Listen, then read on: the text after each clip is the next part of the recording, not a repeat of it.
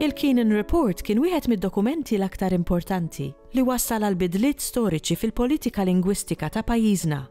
F'din ir-rukna, it-tim tagħna ltaqa' mal-istorika Simona Zoppardi sabiex jitkixxef aktar dwar dan ir-rapport. Patrick Joseph Keenan kien kummissjonarju tal-edukazzjoni Irlandiż li kien indbat mill-Gvern Imperjali hawn f'Malta lejn il-tmiem tas-sebgħinijiet tas-seklu 19 biex ikun jista' jinvestiga fil-qasam tal-edukazzjoni hawn f'Malta.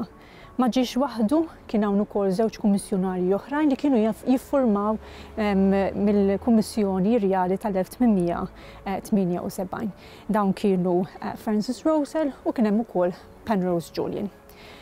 Min-naħa tiegħu Rowsell kien ser jidħol fil-qasam fiskali. Fil-każ ta' Julian investiga l-aspett amministrattiv u dipartimentali, fil-każ ta' Keenan ser jinvestiga l-aspett edukattiv. Fit-totalità tiegħu, ġifieri ser iħares lejn l-organizzazzjoni, il-kurrikulum, il-kwalità tal-għalliema kemm fil-qasam primarju, sekondarju u dak tal-università. Però b'mod partikolari kellu dan l-impenn biex jara l-aspett lingwistiku u jara x'tip ta' rakkomandazzjonijiet jista' jgħaddi biex isiru bidliet importanti f'dan il-perjodu. Mill-aħħar parti tas-seklu 19 naraw l-Ingliżi qegħdin jadottaw strateġija imperjali differenti. Is-seklu rridu naqsmuh f'biċtejn. L-ewwel parti mill-bidu tal-ħakma Ingliża sas-sebgħinijiet, l-Ingliżi kienu applikaw strateġija non-intervenzjonista f'dawk li huma aspetti soċjali kulturali. Fil-qasam politiku, militari, ta' difiża kienu intrusivi ħafna. Però fejn jidħlu l-aspetti soċjali kulturali ħallew ħafna l-status quo. Kien importanti li jagħmlu dan għax inkella kienu iċaqilqu l-ilmijiet u jekk kienu ser iċaqilquhom kienu ser idardruhom prattikament. Jimponu reliġjon protestanta żgur li le, jagħmlu l-kontra. Ibidlu mit-tradizzjonijiet tal-Maltin ma kienux ser jinżlu tajjeb dawk għax il-poplu kien konservattiv. Ibidlu l-lingwa, din kienet ippruvata mill-ewwel gvernatur Thomas Maitland imma sab surt oppożizzjoni minn dawk li kienu l-professjonisti tradizzjonali.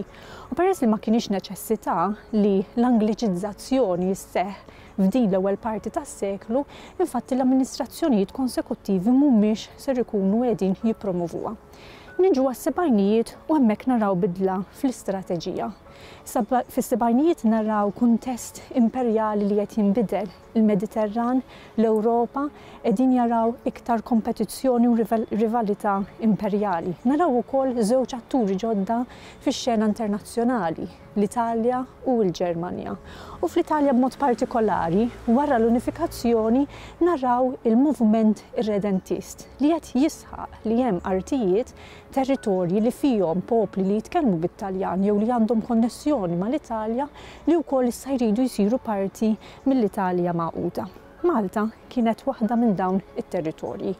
Issa eżattament ma kienx hemm xi theddida diretta li ser ikun hemm xi invażjoni mill-Italja f'dan il-perjodu u li Malta ser tittieħed mill-Taljani. Però l-Ingliżi ma setgħux jinjoraw dan il-punt. Allura kien hemm bżonn, inħass il-bżonn, in-neċessità kien indispensabbli issa li jkunu intervenzjonisti. Keenan ikkonkluda minn dak li investiga u stħarreġ fih li l-maġġoranza tal-poplu Malti ta' kull età u ta' klassi differenti kienu jafu xi ftit jew wisq il-Malti. Mhux kulħadd però kienet jużah bl-istess mod. Il-klassi l-għolja tal-elites Maltin ma kinux qegħdin jagħmlu użu estensiv mill-Malti għax minflok kienu qegħdin jużaw it-Taljan li kienu jidentifikaw miegħu bħala parti mill-identità u l-kultura tagħhom. Però kien verament frustrat li jsib li fil-sistema edukattiva l-ewwel ħaġa il-Malti ma kienx qed jiġi mgħallem kif u kemm suppost. U apparti minn hekk kienu 2% biss tal-poplu Malti li kien jista' jitkellem b'xi mod jew ieħor bl-Ingliż. Skontu jisek għandek l-studenti Ingliżi fil-Gran Brettanja li qed qabbadhom jitalmu l-Ġermaniż u l-Franċiż mingħajr ma jitalmu l-Ingliż. Allura qed jipproponi l-bżonn li jkun hemm it-tneħħija tat-Taljan u minflok jingħataw iktar importanza il-Malti u l-Ingliż. Kien għalhekk li qed jirrakkomanda b'mod mill-iktar drastiku prattikament li fil-skejjel primarji jiġi mgħallem il-Malti, jiġi mgħallem l-Ingliż tramite il-Malti u li suġġetti l-oħrajn jiġu mgħallma permezz tal-Ingliż. Il-lingwa Taljana kellha ssir suġġett tal-għażla fl-iskejjel sekondarji.